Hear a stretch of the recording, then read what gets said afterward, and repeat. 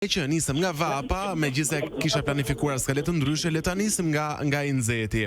Sigurisht ju jeni psikologë profesioniste, trajtoni shumë çështje, edhe dihet që me ardhjen e verës, me këtë të nxehtën afrikan, me rritjen e temperaturave, fatkeqësisht shtohet numri i pacientëve me depresion, me probleme mendore, e fatkeqësisht shtohen edhe kronikat e zeza të lajmeve me ngjarje të ndryshme.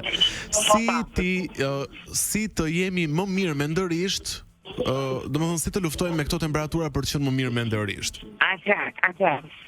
Rolando, unë do të thëj që këto nuk shtohen. Këto kanë qenë prezente, por ajo që bën Inzeti është që këtë gjendjen e një individi i cili ka një depresion, i cili ka një ankth, i cili ka kaluar një atak paniku apo diçka të tillë, thjesht do ta shtoj për atë do ta nxjerrë në duke.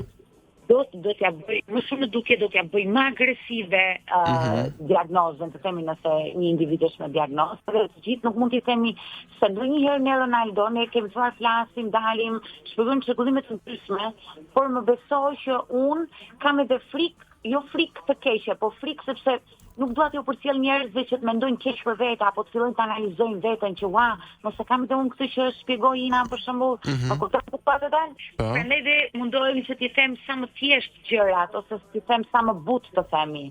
Pra, si mund të ruhen njerëzit nga Inzeti? Tani Inzeti është Inzet për jashta.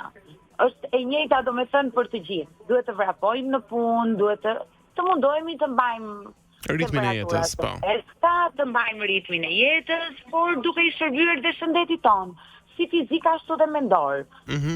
Mendoj unë. Pastaj për sa i përket thellë këtyre pyetjeve, se si të kalojnë etapa të ndryshme, sigurisht më poshtë besoj. Po për të nxehtin do mundohet të qëndrojnë në temperatura të freskëta. Njerëzit do thua ti nuk e kanë të gjitha të mundësinë.